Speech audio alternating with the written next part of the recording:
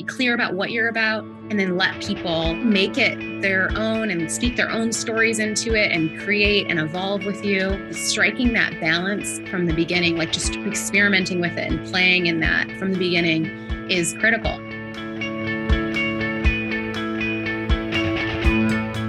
Welcome, everyone, to this amazing conversation. I am thrilled to be joined today by Hilary Doe. This is a hilarious coincidence that we find ourselves here. Hilary and I go back, 15 years, 16 years now. Yeah, to the undergraduate at the University of Michigan. We were involved in some work that she's going to talk more about there together as a chapter of the Roosevelt Institute was starting on campus. We got connected by, divine intervention, PR people, all the right things. The way it always happens. Yeah, the way it always happens. And saw her name pop up in an email that came to me and was just like, oh my gosh. And then learning about what you have been up to, which I'm so excited for you to share, I was just thrilled to have this conversation and to dig into some of this with you. So thanks for being here today. Me too. It'll be so fun. Thank you for having me. I always love a blast from the past, even if it was from longer ago than you or I would care to admit. I know. It's like, do I say it? Do I say it? Farther away than I would like to talk about.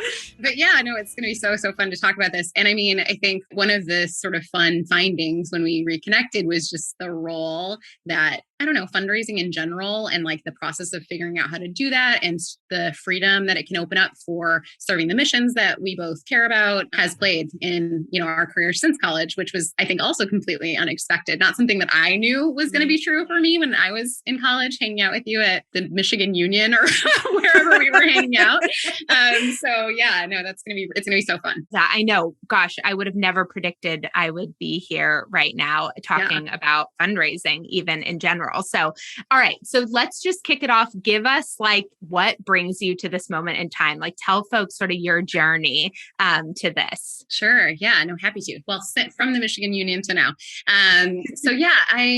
It's funny because we did meet in this context where we were in, as you said, a chapter of the Roosevelt Institution at the time, now what's called the Roosevelt Institute Network. That also was a sort of affiliation that I didn't know would play such a big role in my life, but turned out to. So at the time, it was, sort of a student group on campus. And the idea was that we were kind of a distributed think tank with, a handful of chapters at different universities, ostensibly tasked with, trying to write public policy and get engaged locally. And the thing that was interesting to me about it at the time was that we often ask young people to, engage in campaigns like knocking doors and registering voters, but we don't actually ask for their involvement in the process of governing and policymaking. And that was really compelling to me at the time. And I got hooked, frankly, on Roosevelt in general, because I think I've always just really been in pursuit of, I had that moment at Roosevelt where you realize you're personally capable of, expressing your agency and sort of changing the world around you in a way that was not obvious to me before that experience. I didn't, show up at college feeling like, the world was my oyster or something like that. In fact, I think I remember feeling like I was lucky to be there. One, I was the only student from my high school that went to University of Michigan. I thought that was pretty incredible because I went to school in Michigan itself. And then I remember feeling like, I think if you're successful, you're maybe a doctor or a lawyer or a teacher. And that's like the scope of my universe, having that sort of realization that it's not just, for other people or a certain, strata or of society or what have you that can be involved in really shaping our community, but that we can do that together, that it's really critical to listen, that it's critical to build things in unison, in community, not independently. And then you can accomplish these incredible things was really a realization for me, as sort of naive as that sounds today. I was really struck by that bug, of wanting to be in it with other folks. It's really contagious and exciting to be in a community that's, accomplishing really incredible things and shaping their own destiny. And we did that a lot at Roosevelt. We did work in New Orleans. We did some work with folks in Detroit. And then I was kind of on the road helping to start chapters at a bunch of other campuses and try to share that model with other folks. And, I went to grad school. I kind of got back on a more normal track, was working for a consulting firm for a beat. The opportunity came around that, someone really had to go run Roosevelt as a real nonprofit and take it on if we all just graduated and left, it would have been a flash in the pan kind of student group that, maybe disappeared. And there were other folks stewarding that effort at the time, but still super, super tiny, really small. And I had to make the choice, basically. Do I stay at this kind of cushy consulting firm gig, or do I quit my life, load everything up into a U-Haul, drive to DC and raise my salary and that of everyone else's?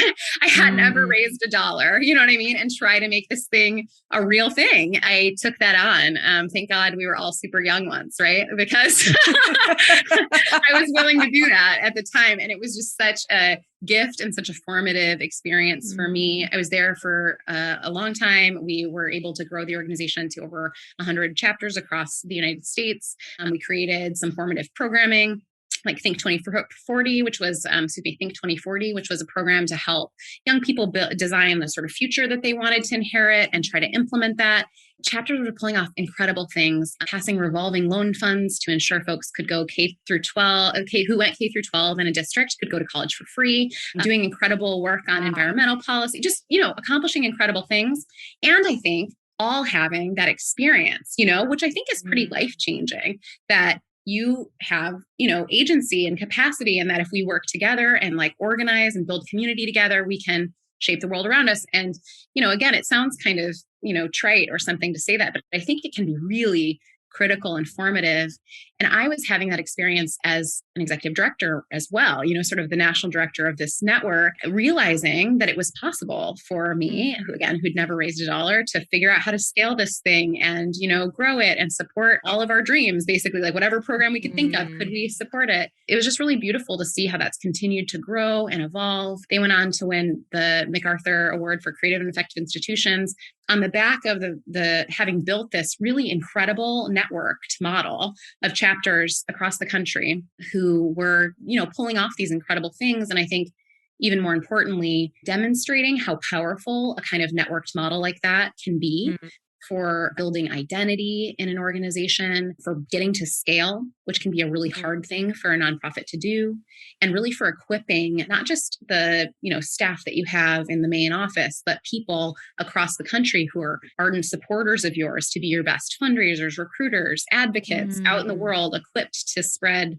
the message. And it was really on the back of that success that I got to experience this really, pretty incredible kind of formative executive director experience. All to say, I went on from there to try to study that more formally. I ended up in a PhD program briefly at Princeton studying political movements, actually motivations. So what underpins motivation to do basically anything as humans, these motivations to belong and understand. But I was applying that specifically to sort of why folks join movements, whether those are, nonprofit organizations or political movements. I'm really trying to get at how to build networks that produce long-term engagement, not like one-time clicktivism, but sort of long-term committed identification with a movement so that, they want to be, like I said, sort of supporters, recruiters, advocates. And it was really an incredible experience because I felt like it validated for me or that these principles of organizing that have been applied in political campaigns and political contexts for a long time, Marshall Gann's work, which we can talk about if that's useful, Susan Fisk's work, the sort of principles of, engagement ladder, the snowflake model, all of those things really work. And we're at the core of the network that we built, but are very rarely applied outside of community organizing and politics to nonprofits or the task of fundraising. There was incredible learning, rich learning there for us to be able to apply in that nonprofit context. Hence the fact that I left. I ended up at a tech company building tech to help nonprofits do that. And I recently started a nonprofit myself here in Detroit, where I am now, and we're attempting to, do the same thing. So that was very long-winded, but that's my sort of arc of the last, 15 years or whatever we set this up to cover. And you're mom of 2 kids, you just have nothing on your plate, right? Yes, along the way I bumped into someone, we got married, we have a couple kids. I randomly, I like to do interior decoration. I bought a miter saw during the pandemic and built a fireplace. We can go there too if you want, Mallory, but I tried to keep it on topic. No, I love it. Okay, so I want to talk about this motivation piece. I study motivation from the perspective of habit and behavior change. So I'm really excited to hear your perspective and learning and research on that sort of larger level. And one of the themes that I think is kind of already coming up for me is how you find new donors and engage them, convert them to give, and then hang on to them. And I don't actually mean that in the just like recurring giving lapse donor, but in the like, how do they, without so many individual touch points, and maybe even with a mistake once in a while, like their name being wrong in that email coming out from your organization, right? I think about all the things that hold them back from feeling like they have these donors like on board, right? And as a part of their network, and they can then show up and not get so overwhelmed with like individual touch points, because everyone who's really there is there to do this thing together and they get it. So talk like, how do we even there's so much in there. Like, pull that back? Yeah, no, there's so much in there. I feel like we could take it in pieces, because the motivation piece I think was really helpful for me, as a fundraiser myself. And then I would love to talk about networks. I would just talk about them, for weeks on end. So we'll try to keep it sort of tight for this. But, so to zoom out, I suppose some of the work on motivation is probably really relevant to work that you do as well. And I already mentioned Susan Fisk, but she's at Princeton. I really love her work, but she did this theory of sort of the 5 core social motivations. I think that the acronym for them is BUCKET, if people are looking it up. The first 2, and the one that's at the root, those sort of her proposed root of all the reason that we do anything, like all sort of core human social motivation, is belonging, that people want to belong to a group, right? Something that they can all identify with, that they want to be a part of something, that they want to know who else they belong with. That's like this fundamental sort of core root motivation. And I think it's helpful, because if you know that and think about that, we need to give people something to belong to. A lot of times I hear folks in the nonprofit space say, I already made one ask, and so I don't want to ask anyone again for a while. I don't want to be a bother. I want to be respectful of that. What a donation is in part, right, is an invitation. They want to participate, right? And if we're asking once and saying like, thank you so much, I'm not going to bother you for a year, we sort of missed the opportunity to give them something to belong to, right? They gave a few dollars. They could have done that by buying a Coke. Like, they're sort of asking to be invited into the good work that they think that you're doing. And so just like holding at the core that there's this, desire to belong, and giving people really something to belong to, I think is really critical. And that you can extend that from sort of, I suppose you could say, well, I have a membership program. That's something they can belong to. But then I would ask the question, is it just one unidirectional? Is it you sending them information as a member, you sending them a t-shirt once in a while? Because that's not replicating the human experience of belonging. When you think of something that you feel like you really belong to, your, church community, or your local, civic organization, or your bachelor watch party on Monday nights, or whatever it is, like, it wouldn't scratch the itch for you to just receive an email about that once in a while, right? Like, you want to be in a multi-directional, kind of relationship. This is where some of those principles of organizing come in and become really critical. I think about like stagnation, basically, as one way to put it, as the enemy of a healthy nonprofit or a healthy fundraising environment. You don't want people to be able to be stagnant, non-moving, like just sitting on your email list and passively receiving your email, waiting for, the chance to give again in a year. They're not really in a belonging, kind of relationship with you. You want to create, I think, opportunities for movement all the time, for them to take the next step and the next step, move up an engagement ladder with you, and give you feedback at each rung of that ladder, if that makes sense. Totally. So you told us the first part of Susan Fisk's model. Yes. So that's belonging. That's the core root center. Okay. And I think can really inform the way that we structure these programs. Like I said, one test for yourself, if you thought this through well, is sort of, what is your engagement ladder? If what's your ideal donor path? So if you met someone and they gave you $20, what's the next thing you want them to do? And the next thing, what's the next best possible way they could engage with you? Assume that you want them to engage with you, every month for the next 2 years. To really force yourself to do that exercise, because I think very few folks do, then you'll start to create a picture of what it looks like for an ideal member to belong in your group, to identify with you as, a primary way in which they're doing their philanthropy or their community engagement. The second core motivation is understanding. And this one's also really fascinating. So people are motivated to understand the things that their core group understands. So once they belong to something, they want to learn about and know what everyone else in that group learns about and knows. There was some incredible research. I remember when I was doing some of my early PhD work, studies where basically they would add political messages about registering to vote and how cool voting is and things like that to say like the Facebook feed of some folks in a school. And then all their friends would see that was occurring. It would seem as if they were interested in that content, and it triggered this information seeking behavior in all their friend group.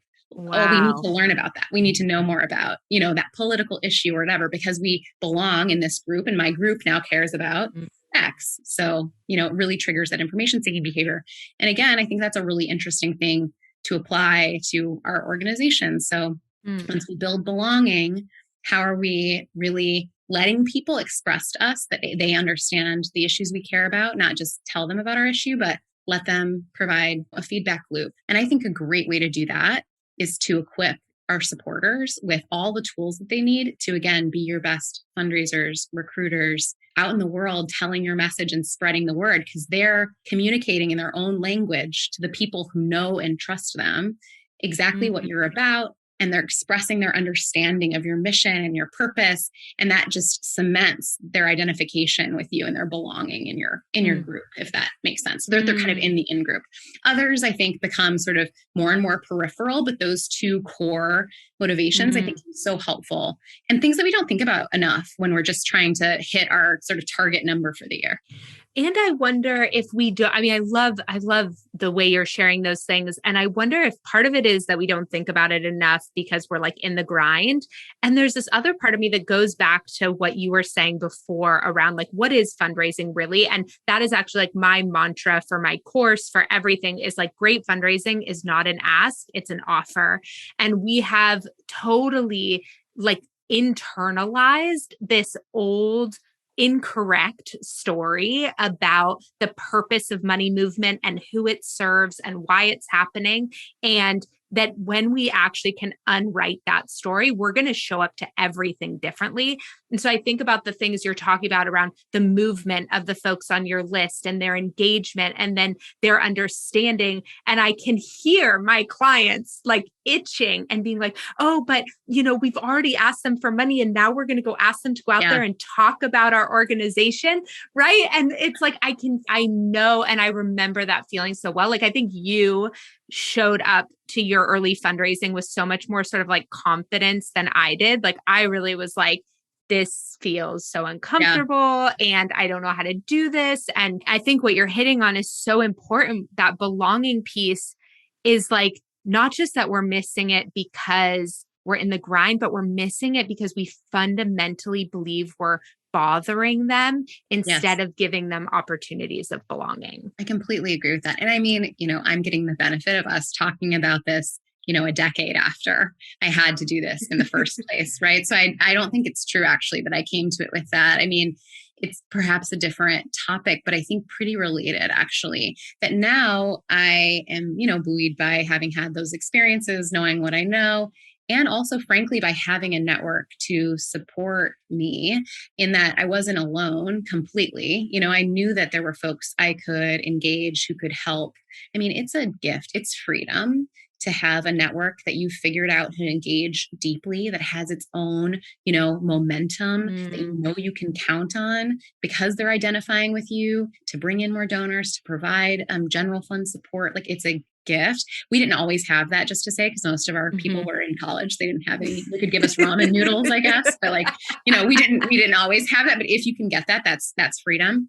But absent a network, I mean, part of I'm so curious your experience actually, because you work with clients in this space all the time. My experience is more working with, organizations, but my experience is that it can be very lonely fundraising. And when I started, it was very lonely. I had folks around me I could go to, but I really felt the pressure personally.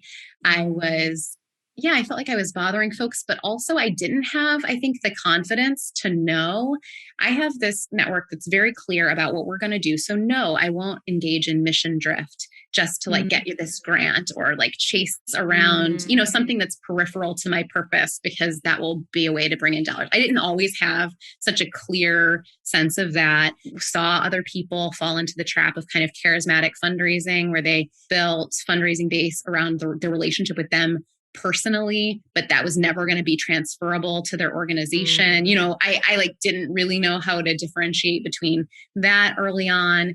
And I mean, just to speak sort of vulnerably, I was, you know, when I started doing this, I was really young, right? I took that network over, I think when I was 23. And when you don't realize it's an offer for someone to participate in the beautiful thing that you're doing, there's a crazy power imbalance. And for me, as a young 23-year-old woman, fundraising from folks who had money, you know, especially in individual fundraising situations, it was often, you know, really uncomfortable and just, you know, once in a while more than that, you know, really experiences that have followed me around, you know? So yeah, I think it's important to speak to that too, that if you don't believe deeply that it is an offer to participate in what you're doing and you know clearly what you're doing, and again, having a network to buoy that and like validate, yes, this is what we want to be doing. So you can't willy-nilly, you know, pivot and go follow, you know, the money or what have you.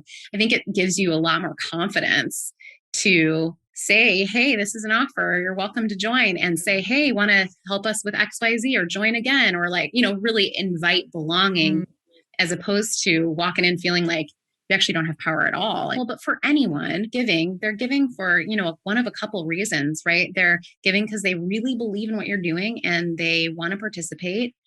They're giving because someone they love or trust is suggesting that they should. And that relationship is being honored in the gift. But, you know, kind of no matter what, or in a case of a foundation or something, they think you're doing something incredible. It's part of their strategic priority, right? But no matter what, there's a real gift and invitation in opportunity to accept donations and in the gift. It's a request. And I really, you know, I think the power dynamic changes, flips on its head as soon as that's true, and we can be in an equal relationship trying to find each other. Those of us who want to give and those of us who have something to give to are on equal footing, kind of looking for, you know, the match that makes sense, the thing to belong to, that we both equally belong to, right? That we can identify with. And that's when it's beautiful. It's like speed dating as opposed to some like weird, like, you know, indentured servitude relationship. Totally. You know, I mean, yeah, it's yeah, and exactly. And finding that alignment. And I think something how I think this also goes back to this belonging piece and the understanding piece is like when you can build that community who are your people, who do have your back, who do get it, who are aligned, it's also so much easier to say no, to say, actually, that doesn't work for me and our community, right? Those aren't the types of donors we have here, that you really take care of each other in that way. And so I love that so much. And I feel like that understanding piece is also really interesting because you know, I feel like we are watching, right, this like kind of awakening in this sector around a number of different things. I mean, I think talking about Me Too as it applies to the sector has been the thing I've been sort of waiting for. And so maybe here we go, you guys. Mallory. Let's do it. Oh my God. I have a list a mile long of like female fundraisers I wish who would come on. But I do not doubt it. Yeah. And so, but you know, but that's, you know, it's interesting because I feel like there is this kind of reckoning happening around like we are as a society starting to talk about all of these issues that deeply impact the nonprofit sector and fundraisers, just like they impact other people. But I think sometimes the nonprofit sector like gets siloed into like, okay, well, the work we're doing is impact work. So we're probably not being racist because we're trying to help this community, or we're a women empowerment organization. So of course our female fundraisers aren't being bullied to do things for money, right? We don't often like look under the hood around like, look, these like systematic issues are happening inside of our organizations. And if we're really going to build communities, meaning our donors and our community members and our staff and our volunteers and all of those things, if we're going to build these movements, these communities rooted in belonging, we need to create some ground rules for what it looks like to belong here. Totally. No, I think that's what you're getting at basically is that it doesn't matter what sector you're in, right? We're all humans. And so we have human flaws, and we also have the capacity to, come together and organize. And I think that's actually at the heart for me of my philosophy about how to approach all of this work, that, even the motivation stuff that we were talking about, it's like fundamentally about humanity. So the fact that we have sort of a bunch of work around community organizing that's generally applied to campaigns doesn't make it any less relevant to nonprofits or the way that we think about fundraising or engaging people or growing a community. It's just about our fundamental, humanity, our flaws and our fundamental motivations and sort of who we want to be together. And we all want to belong, and we all want to understand the things that each other understands. And yeah, just like acknowledging that, I think lets us look our flaws in the face, lets us stand in our strength better, more effectively, and in our community more effectively, and build community more effectively. And I think lets us scale organizations and accomplish incredible things that we certainly couldn't accomplish, by ourselves. So yeah, recognizing that this is just a human endeavor, is like a really helpful takeaway. So when you think about, if you were going to start a new initiative, what are some of the core principles related to belonging that you are sure to build into the framework from the get-go? Yep. There's a couple ways to answer that question, so I'll try to hit both. One, I think this is probably pretty well understood at this point, but I do notice some folks skipping it. And I think it's really leaning into the mission work early and often, basically like repeating it, putting it everywhere. I really believe in mission statements because if you care about belonging, you need to know what you all believe in and belong to. And that is a living document, that's just constantly going to be evolving and changing. And if you say it all the time and it starts not to feel true anymore, that's an important moment, to like look that in the face. I got to the point at Roosevelt, for example, where folks would show up to our conferences having made their own t-shirts with our mission statement on them. That's the choice our people are making to belong has to be sort of resonant and alive and in the air, sort of said all the time. People will definitely imbue that with, some of their own meaning, and that makes it better and helps it grow and change and evolve. That's the beauty of networks. We should talk about that. This like balance between chaos and kind of a shared vision, that's really beautiful. It like allows it to be a living organism that evolves. But I would so we can dig into that, but I would say that really lean into the mission work. That's critical. And the second thing I think is to build the structural supports that allow belonging to occur. So again, make sure that things are as multi-directional as possible, that we're creating feedback loops for people to talk back to you and not just to, broadcast out. Make sure that one thing that I always make sure to do is that my structure supports the most human interaction possible. So what I mean by that is, if you send an email from an organization name, the Institute of blah, blah, blah, the odds that you get anyone to read it and respond are very, very low relative to whether you tell your supporters to tell their friends something, or you send something from a human, you have a human conversation, a human interaction, you use text message instead of email, just all these ways. Like literally, if you think about what would I do if I was sitting in a room with this person, how close can you get to replicating that in your structure? Because that builds identification and belonging. And then I think the third thing is building into your structure an expectation that you're going to let go. We suffocate the potential for folks to belong with us when we control things too much. If you hold on too tight, you will suffocate that sense of belonging. You will suffocate any network you tried to build, the community you tried to build together, because it's an equal relationship. You can't, if someone repeats what you're about, but changes the words a little bit and you freak out, they will not do it again. You know what I mean? There's this, you have to be clear and repeat that mission all the time. Be clear about what you're about, and then let people make it their own and speak their own stories into it and create and evolve with you. Striking that balance from the beginning, like just experimenting with it and playing in that from the beginning is critical. I mean, it's the thing that I think made Roosevelt successful, that we had a clear mission that we all believed in, core programming that anyone could pick up and replicate. So we were providing some structure, but then, chapters are petri dishes. Folks are taking those core programming and evolving them a little bit. We'd see one chapter explode and have 300 members and then lean into it. What are you doing? What's different? Oh, you tried this? Like, that's super interesting. come back to the mission. Does that align? Is that fit? It does. Great. Let's tell everyone else to do the same thing.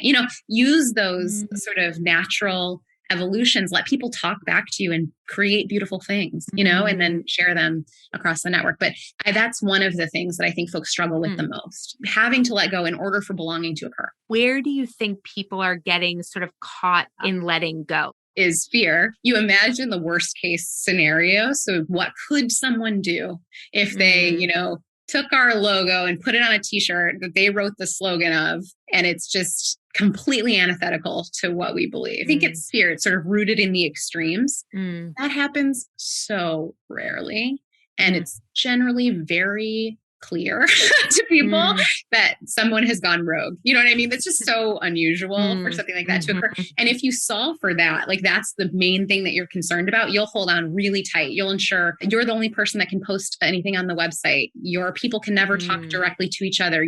Things only come through blast email. You'll hold on real tight, and you'll lose all the things in between your, idea of perfection and this crazy extreme that will probably never happen. You'll lose someone iterating on the way you talk about your pitch, your organization, that's way better than yours and would have worked better for you to raise money. You'll lose on someone who has an incredible network, telling everyone they know and bringing you your new top donor, or lose on like an innovative new program idea that you never had that's right in the pocket that you're going to use to fundraise for the entire next year.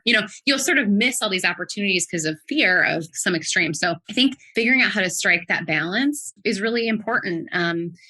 For example, give people tools so that they have in hand things that you want them to have. Like, for example, your logo and, things that you want to be consistent, like give them those tools so they have them, so they don't try and make their own and go totally rogue on you. Give them an event page to throw up user submitted events, sort of provide structure for them to pour into so that you don't get so much rogueness happening. Allows for creativity and beauty and, all of that. So I don't know, that's my recommendation. And I think it's the primary thing that I see in even big organizations that want to build more belonging, like a real fear of letting go. This piece around the connection between that and the mission statement piece, I think is really interesting. I think I ran an organization that had a network model for a little while. And I do think that actually one of the things that made that complicated, I think we gave them a fair amount of freedom, but I don't think that was our problem. But I don't think that the mission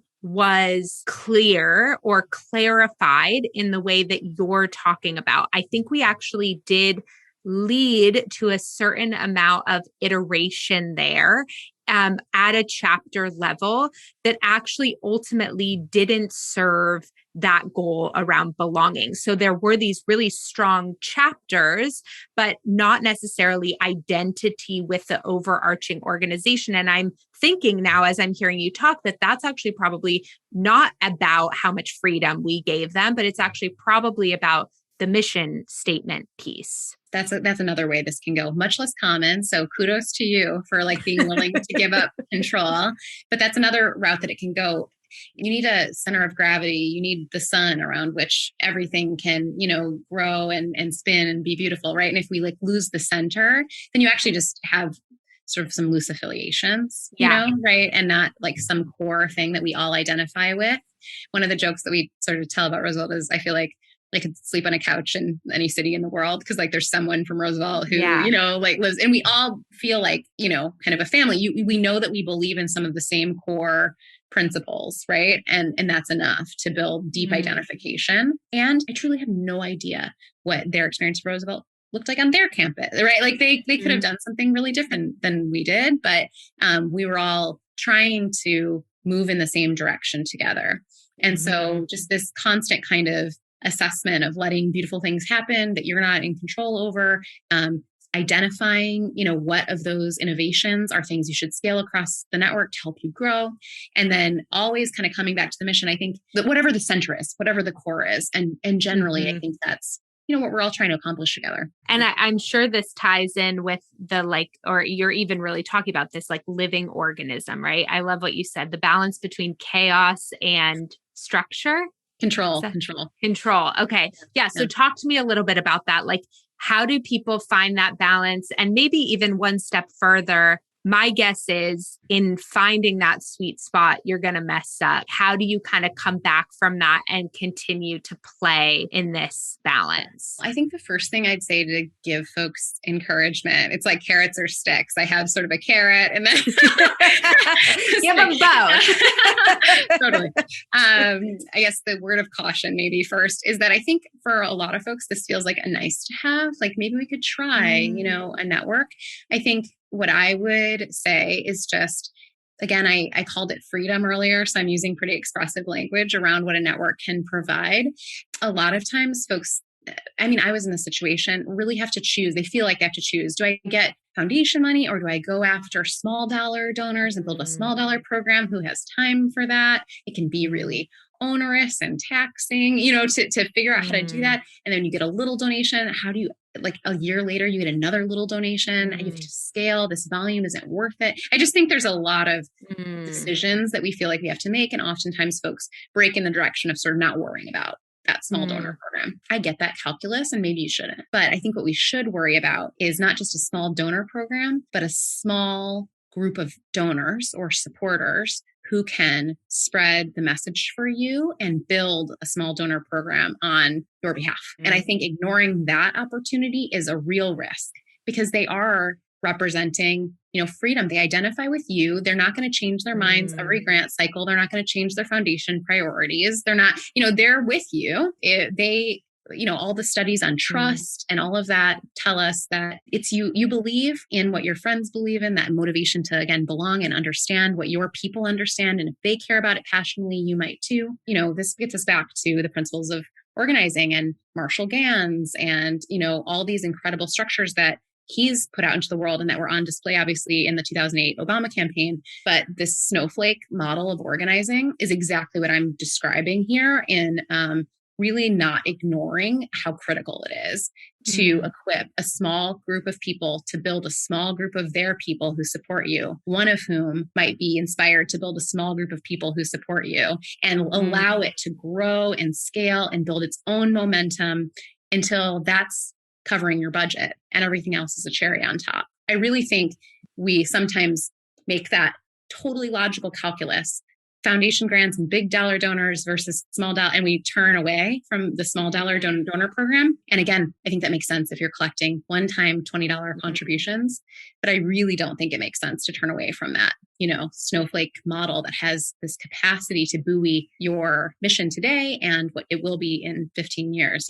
so that is something that I think is worth leaning into and experimenting around. To your point, you will make mistakes completely. But if that's what's at stake, it's harder to run away and you feel more committed to figuring out how to make it work. And I think the chaos versus control bit, which is what you had asked about originally, comes into play because you don't start with a whole snowflake. You just start with the center, right? Which are a few folks. That's all you need to start, who really believe in you. And you get to experiment with just them on the chaos and control part. So I would think about it like that. Just experiment with just them. So the risk isn't very high, right? Give them tools that they're telling you that they need to represent your organization well. Do education and training with that small group about how you talk about it. Pitch back and forth to each other a little bit. Give them a program to go out and tell their community about. It doesn't have to be just fundraising. Donors have higher lifetime values if they also, for you and your organization, if they also volunteer or come to events. It could be anything, right? But give them something to tell their people about, to be sort of proud of, to share with their community, create that information-seeking behavior in their community that they want to know everything about you, come to your events, what have you. And that small group, maybe somebody does something weird and then you learn, next time I should do a different bit of education, or I should ask for a different kind of feedback, or that wouldn't have happened if I had them all in the same database, or, you know what I mean? Just allow yourself to experiment there before, as your snowflake continues to kind of grow and you're sort of minimizing risk at the start and still allowing yourself the opportunity to play a little bit. I really love a number of different things that you were just talking about, and really around thinking about who are these folks who are a part of it with you, like this sort of foundational group of people. And something came to me when you were talking, and I'm curious what you think about this, is that sometimes I feel like, back to the mission statement thing and the clarity piece, I think there is this identity challenge with nonprofits a lot of the times that happens because we write a grant proposal for this organization and we kind of shift to make it work. And then we write this for this donor and we kind of shift to make it work. And when we get into that shape-shifting mode, it like feels easier because we feel like we know how to turn our organization into a mirror of what the funder wants. But what we actually lose in that is this really clear self-identity.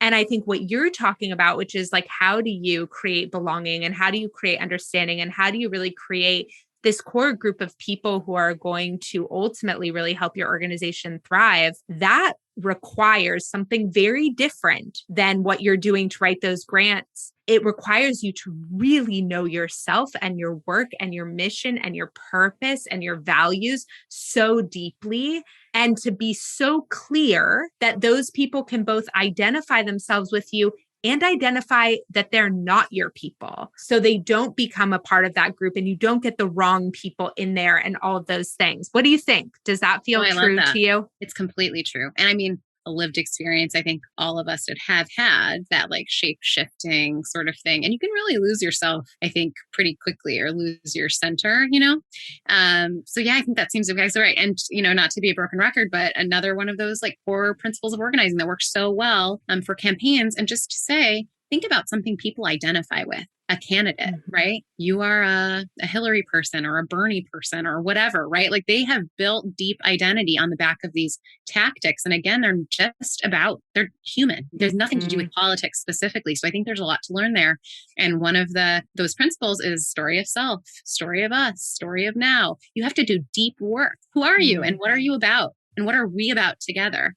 Sort of doing that deep work and staying really rooted in that and reminding ourselves of it all the time is a beautiful part of this practice. And I think it's a really short-term, long-term thing. Like, what are you giving up in the short term to change to engage in mission drift versus what can you get in the long term by staying really rooted and really clear? That's the word that I use all the time. It just feels like so true to me that I know when I'm rooted, when I can like feel my feet in the ground and I'm very clear about what we're up to versus when I'm, a little bit off balance. And yeah, I think engaging in and recognizing the like primacy of building belonging with your people, and that those are the people that are going to get you to scale, and their people and their people and their people, is such a wonderful backstop to any sliding around that you might be prone to do, because they need to keep recognizing you. It's just a beautiful accountability mechanism. And again, y'all will evolve together. This could change. You'll discover things together. You might be different than you were in 5 years, but you won't be accidentally different. And that's pretty critical. You don't want to wake up and say, what happened here? That is intentional and we're doing it together is really critical backstop. What ended up happening for me was that when I would write a foundation grant or something, it's totally possible that I'm doing a program that's, about something that's really relevant to this foundation. It doesn't change who I am, though. There's a part of that grant that it says who we are. That is who we are, period. And that is immovable.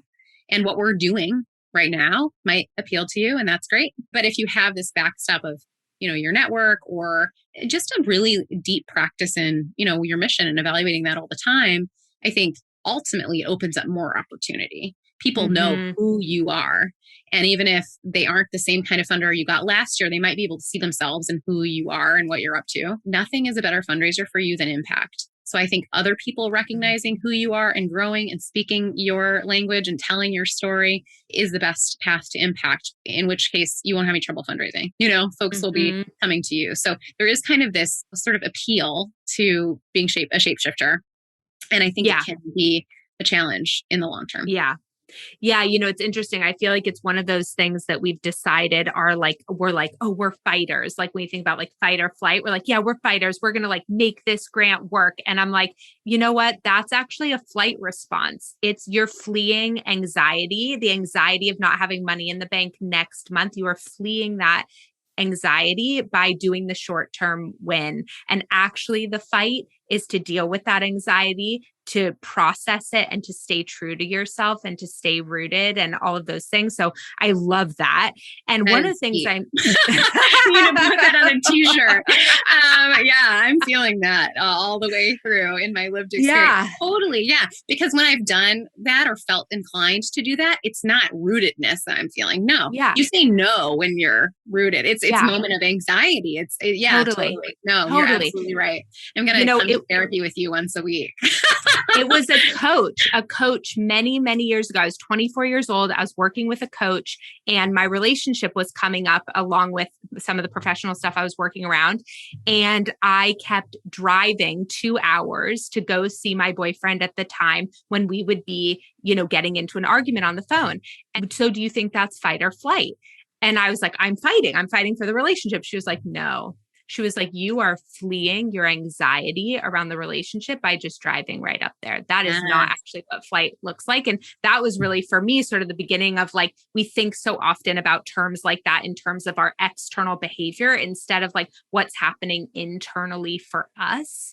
And I see this so often and I get it. Like you, and I know you get this too, right? Like having bills to pay and taking care of people in your organization, like that anxiety is real. But I think like as leaders, the more we can be honest about that and reflect on it and have awareness around like, yes, I feel the deep desire to close $50,000 like this month, but I also know that we are safe without it. And so I'm going to make the harder decision to stay true and to not drift. I had someone inside my program a few months ago tell me on our group coaching call that she'd turned down $1 million grant opportunity. And I was like, there is no amount of money she could have raised that tell me like is better evidence to me that it's working, right? That like she is standing fully in her identity as an organization, what they're there to do and what they're there to not do, what they're not there to do, So I love that. Actually near the sort of end of my tenure at an organization, one of those kind of big, and it was so validating and empowering to your point about flight or flight to like stand in the truth, and be able to say, that's not actually not it,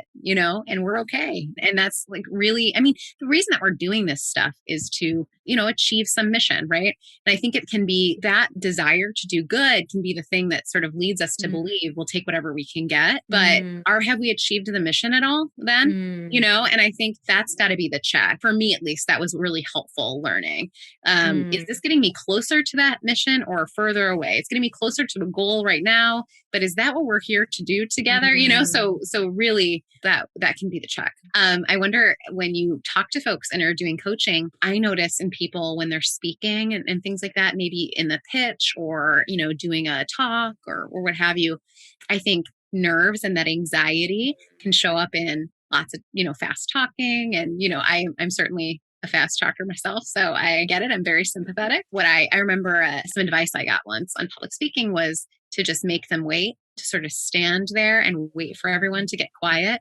And that's kind of the most powerful thing you can do. And even in a kind of one-on-one conversation, when things get awkward or whatever, just being able to like sit in it, it reminds me of what you're saying about fight or flight. Like that's the strength. Like that's the fight response versus this, chatter, basically, that we do to fill space. And I think there's so much power in noticing that in ourselves. So anyway, I love this fight or flight analogy. 100%. 100%. That moment after you make the invitation for someone to give and you sit there silently, that is the moment where all of your strength is being tested. Okay, there's something that I can imagine people are wondering. So I want to ask it, which is like, what are the things we need to be really careful about so that we don't like dampen the magic?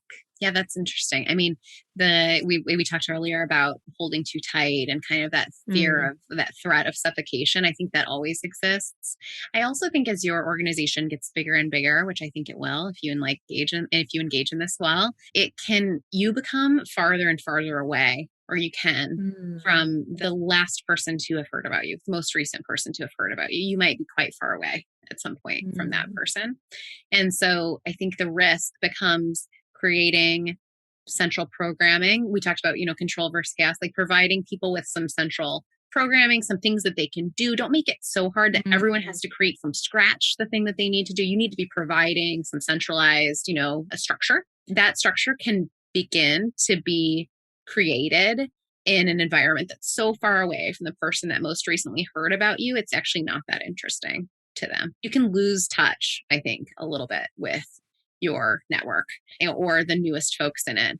It requires listening. I think a core component of any good leader in this era in particular, but especially in a network, you need to be, this is about that multi-directional communication, right? You need to be as good of a listener as you are broadcasting your message, because your message can get, less and less relevant, less and less interesting, because you don't know your people.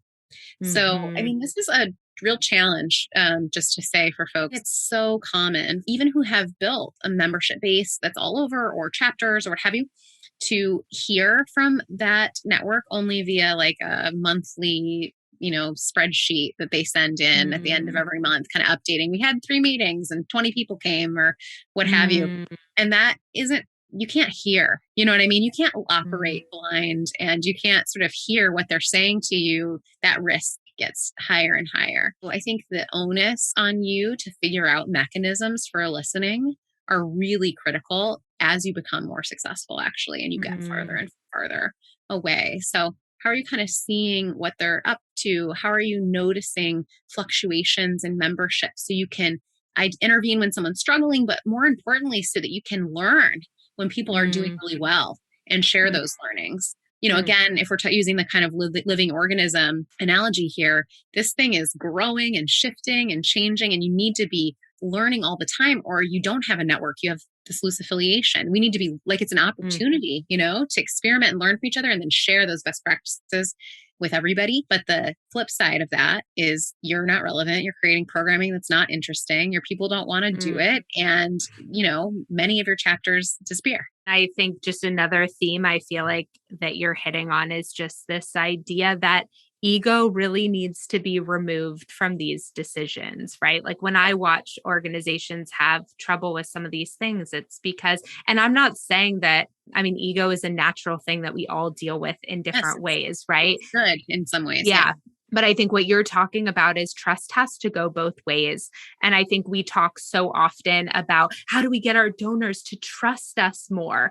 And then we behave in ways that demonstrate no trust of our donors. I think that like movement, that back and forth, that like, are we showing up in the way for our donors? Like even in terms of trust, not just in terms of communication, that we want them to show up to us, I think is such an important theme that I feel like you're really highlighting. Yeah. And I mean, we talked about, again, that snowflake model, or the engagement ladder. It implies there's always a next way for someone to lean into their participation with you, to deepen their participation. And that conveys trust. I mean, it's a way you can structurally let folks know that you want them to participate as much as they want to participate, and that there's room for them to pour their own vision and like learning into this with you, And so there are ways for us to put our money where our mouth is, to sort of act in the way that, in a way that conveys that trust, and let people keep shaping this thing that we're making together. I love that. Okay. I know that we could talk forever.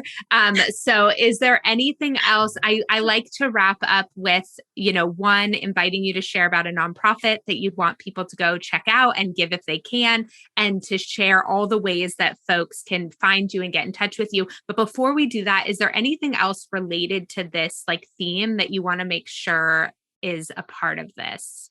Yeah, I mean, I'm just excited that folks are, interested in leaning into this model, because I think it just is so enriching. Both it's good for our missions, and I think it can be really effective, or I wouldn't be talking about it. But I think it's also really enriches the experience of, running a nonprofit, because it is not lonely. It's the antithesis of that.